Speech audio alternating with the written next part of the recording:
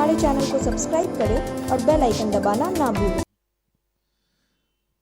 Corona graph Darbhanga में 3750 के पार कर गया और लगातार टेस्टिंग के बाद लोकतंत्र का महापर्व और लोक आस्था के महापर्व के बाद कोरोना की संख्या में वृद्धि हुई है। हालांकि यह बहुत ज्यादा नहीं है, लेकिन लोग सहम गए हैं दिल्ली में बढ़ता ग्राफ देखकर। 3750 पार कर चुका है दरभंगा में कोरोना, जबकि 53 दरभंगा के लोगों की मौतें हो चुकी है, जिसमें 19 दरभंगा शहर के हैं। पूरा अगर हम डीएमसीएच कोरोना वार्ड की बात करें तो यहाँ कई जिले के मरीज रहते हैं।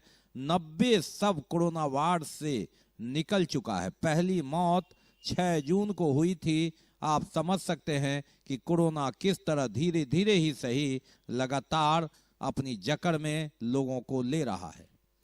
31 दिसंबर को वुहान में पैदा हुआ कोरोना 31 जनवरी को भारत आया, 22 मार्च को बिहार आया। दरभंगा में लोगों ने काफी रोक लगाकर इसे रखा। 27 अप्रैल को दरभंगा में पहला केस आया था। अप्रैल समाप्त हुआ तो संख्या 1 दर्जन और जब मई समाप्त हुआ तो संख्या 100। जून समाप्त हुआ तो संख्या 300, जुलाई समाप्त हुआ तो संख्या 1000 के पार, जुलाई समाप्त हुआ तो संख्या 1500, अगस्त समाप्त हुआ तो संख्या 2000 के पार हो गया। सितंबर में यह आंकड़ा 3000 के आसपास और अब 3750। मास चेकिंग अभियान लगातार जारी है। गाड़ी चेकिंग भी जिलाधिकारी ने वरीय पुलिस अधीक्षक के साथ बैठक में कहा कि जिन गाड़ियों पर मास्क पहने लोग नहीं रहे, गाड़ी भी जब्त करें और 2000 रुपये का फाइन भी करें। हालांकि 50 रुपये का फाइन लगातार जारी है, लेकिन जो लोकतंत्र का पर्व है और लोक आस्था का पर्व, उसमें लोग एक तरह से कोरोना भूल गए। प्रधानमंत्री ने भी अपने संबोधन में कहा है कि ये चौथा दौर पार कर चुका है। पहला दौर जब कोरोना से लोग भयावह डरते थे, दूसरा दौर जब लोग बीमारी छिपाते थे, तीसरा दौर इसे पर लोगों ने ध्यान देना कम कर दिया और चौथा दौर जब लोग ये समझ पाए कि कोरोना कमजोर हुआ है और ये शायद जा रहा है, लेकिन ऐसा नहीं है। उन्होंने कहा कि समुद्र की गहराई और लहरों के बीच हम इस कोहराम से निकल आए, कहीं ऐसा ना हो कि लापरवाही के चलते किनारे में डूब जाए।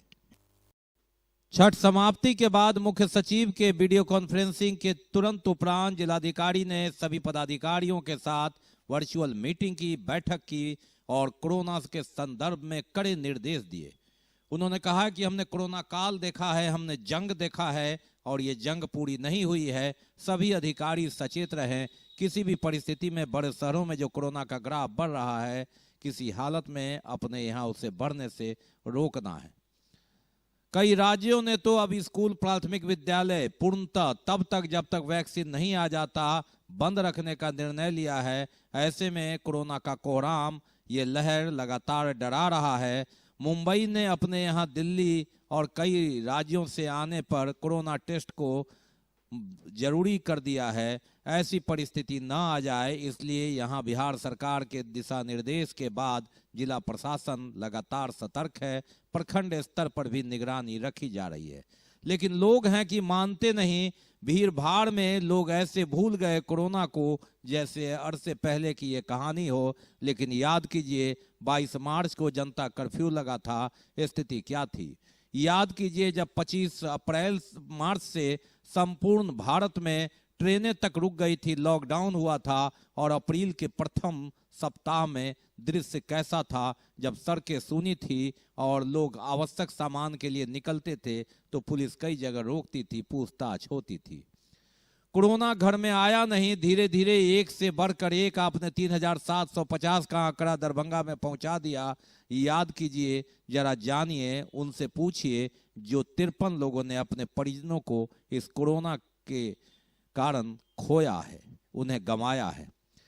याद कीजिए जून में वह कब्रिस्तान और शमशान की बातें, जहां लोग सबको गाड़ने नहीं दे रहे थे और सब जलाने नहीं दे रहे थे। कोरोना का कोहराम यही है। उन बुजुर्गों का क्या दोष जो घर से नहीं निकलते हैं, लेकिन आप मटर गश्ती कर करके बाहर से घर में कोरोना ले आते हैं, बांट देते हैं, जिसके शिकार वे बुजुर्ग हो जाते हैं जो कोरोना की मार को नहीं सह पाते।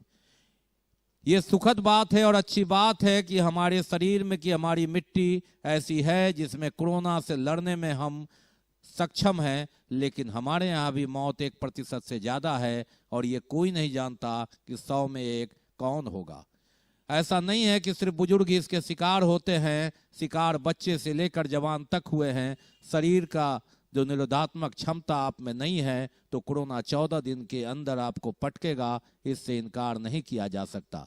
14 दिन की कहानी में अलग बात है, 3750 में 3500 से ज़्यादा लोग सौभाग्यशाली हैं जिन्होंने कोरोना को परास्त कर दिया। 200 लोग अभी भी जंग लड़ रहे हैं, लेकिन वे 53 लोग जिनका परिवार कोरोना के कारण उनसे बिछड़ गए, जिन्होंने उन्हें खो दिया। बीमार नहीं रहा लाचार, हो रहा मुफ्त उपचार। हड्डी नस रोग से संबंधित गंभीर बीमारियों का मुफ्त में इलाज। इंतजार किसका, जाएं सर्राफ ऑर्थो एवं स्पाइन सेंटर और दर्ज कराएं प्रधानमंत्री जन आरोग्य योजना में अपना नाम। विश्व की सबसे बड़ी स्वास्थ्य सुविधाओं का उठाएं लाभ। आधुनिक ऑर्थोपेडिक सुविधा, ऑर्थोस्कोपी, स्पाइन सर्जरी, फ्रैक्चर का अत्याधुनिक इलाज। डॉक्टर SN सर्राफ, डॉक्टर अभिषेक सर्राफ, रीढ़ हड्डी और नस रोग विशेषज्ञ डॉक्टर प्रियंका बी सर्राफ, स्त्री और प्रसूति रोग विशेषज्ञ DMCH के सामने लहरियासराय। खुल गया खुल गया खुल गया सुधा स्वीट्स एंड बेकर्स की नई दुकान, Allalpatti VIP road, Maruti showroom के निकट। सभी प्रकार के रसगुल्ले, मिठाई, केक के साथ ही चटपटी चाट, समोसा और बहुत सस्ते एवं किफायती दामों में हमारा साथ, ग्राहकों का विश्वास। सुधा की नई शाखा जिसमें है कुछ खास। एक बार पधारें, सेवा का मौका दें। प्रोप्राइटर विनोद शर्मा। कोविड-19 एवं वंडर कार्यक्रम को लेकर सिविल सर्जन, WHO के जिला प्रतिनिधि, स्वास्थ्य विभाग के जिला स्तरीय पदाधिकारियों एवं सभी प्राथमिक स्वास्थ्य केंद्र के प्रभारी चिकित्सा पदाधिकारी और प्रखंड स्वास्थ्य प्रबंधक के साथ जिलाधिकारी डॉक्टर त्यागराजन SM ने बैठक की। उन्होंने कहा कि कोविड-19 का द्वितीय लहर बड़े शहरों में प्रवेश कर चुका है और बड़े शहरों से लोगों का आवागमन भी जारी है। राज्य सरकार ने सभी जिलों को इससे सतर्क रहने और कोविड-19 के रोकथाम के लिए सभी उपायों में तेजी लाने के निर्देश दिए। सभी प्रभारी चिकित्सा पदाधिकारी को दिए गए लक्ष्य के अनुरूप सैंपल कलेक्शन का कार्य करें तथा लक्षण प्राप्त पॉजिटिव मरीजों को डेडिकेटेड कोविड केयर सेंटर में भर्ती कराएं। उन्होंने कहा कि सिम्पोटियम पॉजिटिव मरीजों को होम आइसोलेटेड किया जाए तथा चिकित्सकों एवं पैरामेडिकल स्टाफ द्वारा उनकी जांच नियमित रूप से की जाए। प्रखंड स्तर पर क्रियान्वित नियंत्रण कक्ष से दूरभाष के माध्यम से होम आइसोलेट पॉजिटिव मरीज का नियमित अनुश्रवण किया जाए। इसके साथ ही जिला नियंत्रण कक्ष से पॉजिटिव मरीजों के दूरभाष के माध्यम से नियमित अनुश्रवण कर रहे हैं, उन्हें चिकित्सीय सलाह भी दें। खासकर जो वनरेबल पॉजिटिव, जिनमें 60 वर्ष से ऊपर के बुजुर्ग, गर्भवती महिलाएं, 10 वर्ष से कम उम्र के बच्चे और गंभीर बीमारी से ग्रस्त व्यक्ति के घर प्रतिदिन जाकर चिकित्सा कर्मी द्वारा जांच की जाए। प्रतिदिन कितने पॉजिटिव केस मिले, कितने लोगों की जांच हुई और कितने लोग स्वस्थ हुए, इसकी समीक्षा सभी प्रभारी चिकित्सा पदाधिकारी को प्रतिदिन करने के निर्देश दिए तथा सभी कोविड केयर सेंटर को सक्रिय रहने के लिए निर्देश दिए गए। साथ ही उन्होंने कहा कि गर्भवती महिलाओं की निगरानी और अनुश्रवण के लिए बनाए गए वंडर कार्यक्रम की समीक्षा के दौरान प्रत्येक माह की 9वीं एवं 21वीं तारीख को प्रधानमंत्री सुरक्षित मातृत्व अभियान के अंतर्गत सभी गर्भवती महिलाओं के स्वास्थ्य जांच कराई जाए। ANM अपने पोषक क्षेत्र में गर्भवती महिलाओं के घर जाकर उनकी स्वास्थ्य जांच करे तथा वंडर साइट पर गर्भवती महिलाओं से संबंधित आंकड़ों को वंडर कार्यक्रम से संबंधित प्रपत्र में संकलित करें। ANM अपने पोषक क्षेत्र के गर्भवती महिलाओं को चिन्हित करे तथा प्रत्येक शनिवार को चिकित्सा पदाधिकारी द्वारा इससे संबंधित मामलों की समीक्षा की जाए।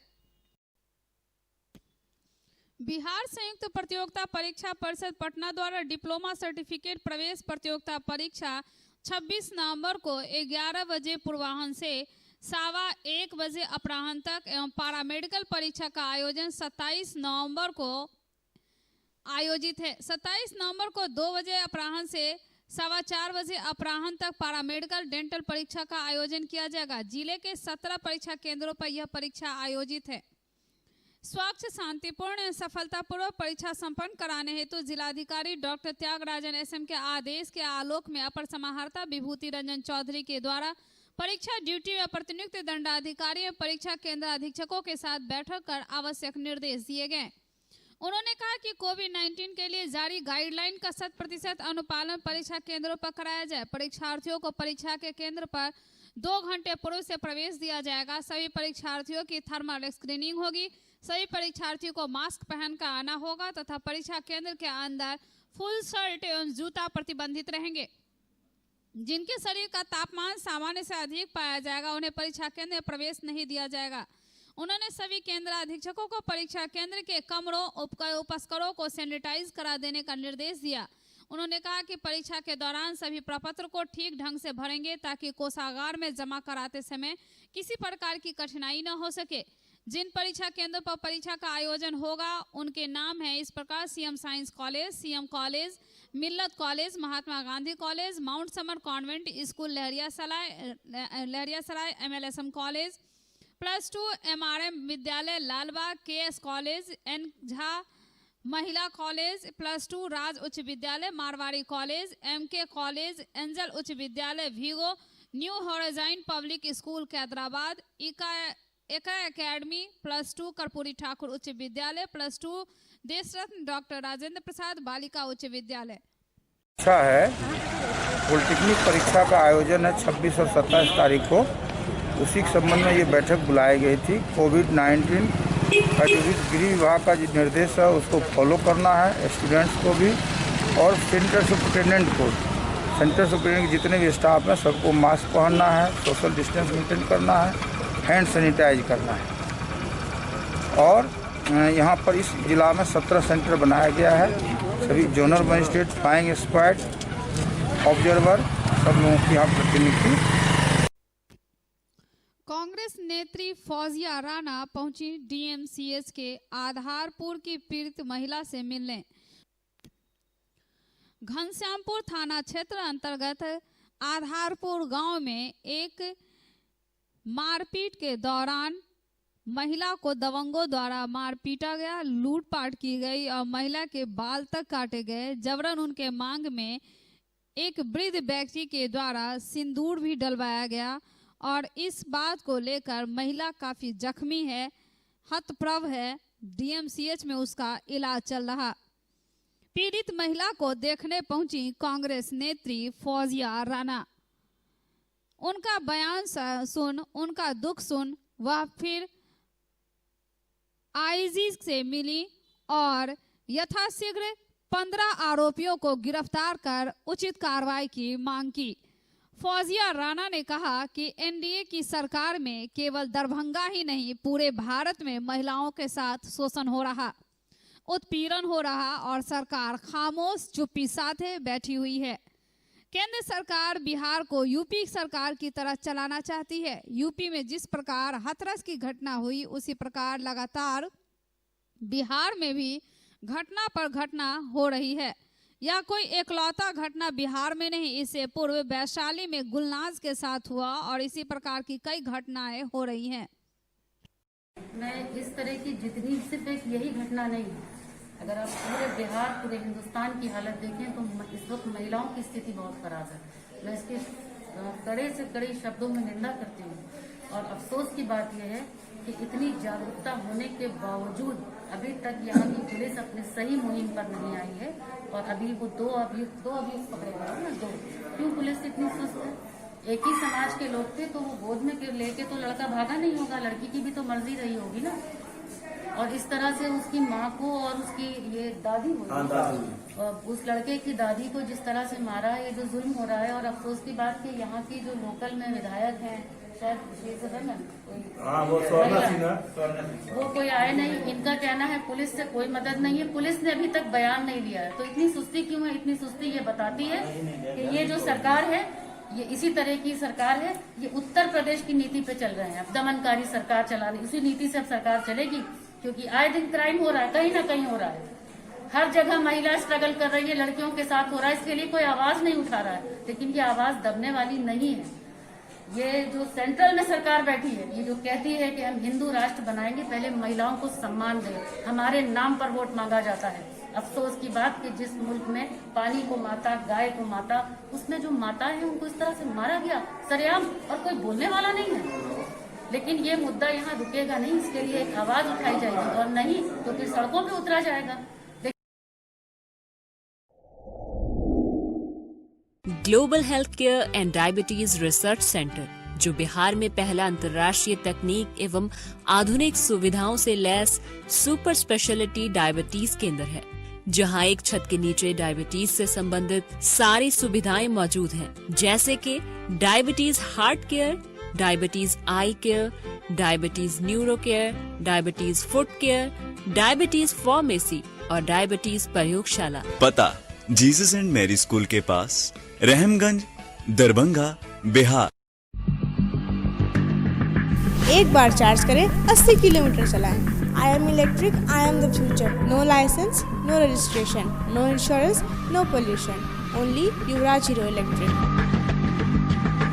हीरो इलेक्ट्रिक करें सालाना 36,000 रुपए से भी ज्यादा की बचत। Easy finance available.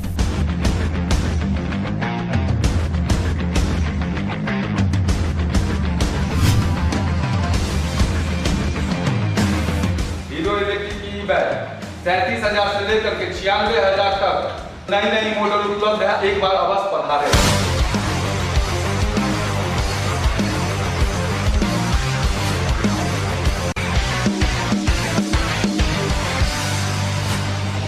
नमस्कार, युवराज हीरो इलेक्ट्रिक में आप सबका स्वागत है। Yuvraj hero electric, Saidnagar, acme road, Laheriasarai, Darbhanga. Bihar Pradesh congress committee के अध्यक्ष डॉक्टर मदन मोहन झा द्वारा रविवार को विधान परिषद सदस्य का शपथ ग्रहण मैथिली भाषा में किए जाने का विद्यापति सेवा संस्थान ने स्वागत किया है। अपनी प्रतिक्रिया व्यक्त करते हुए संस्थान के महासचिव डॉक्टर बैद्यनाथ चौधरी बैजू ने मिथिला के जनप्रतिनिधियों द्वारा मातृभाषा मैथिली में शपथ ग्रहण किए जाने को एक सुंदर परंपरा की शुरुआत बताई है। मिथिला के जनप्रतिनिधियों में यदि ऐसी ही मातृभाषा मिथिला और मातृभाषा मैथिली के प्रति आदर का भाव बना रहा तो मिथिला का सर्वांगीण विकास होने से कोई रोक नहीं सकता। हम विधि द्वारा स्थापित भारत संविधानक प्रति श्रद्धा और निष्ठा राखब। हम भारतक प्रभुता और अखंडता अक्षुण्ण राखब एवं जय पद के हम ग्रहण करे वाला छी, ओकर कर्तव्य श्रद्धापूर्वक निर्वहन करब। ललित नारायण मिथिला विश्वविद्यालय के इतिहास विभाग में विभागाध्यक्ष डॉक्टर माधव चौधरी की अध्यक्षता में प्रोफेसर रत्नेश्वर मिश्र अभिनंदन ग्रंथ समिति की बैठक हुई। इस बैठक में आगामी 30 नवंबर को आयोजित होने वाले सम्मान समारोह की तैयारी पर विमर्श किया गया। शहर के बाहर से आने वाले अतिथियों की संख्या, उनके ठहरने आदि की समुचित व्यवस्था पर भी चर्चा हुई। प्रोफेसर रत्नेश्वर मिश्र अभिनंदन ग्रंथ, प्रीफिशिएंसी, हिस्ट्री, टेक्स्ट एंड कॉन्टेक्स्ट एवं इतिहास, तथ्य और संदर्भ के विवरण आदि मुद्दों पर भी विचार किया जाएगा।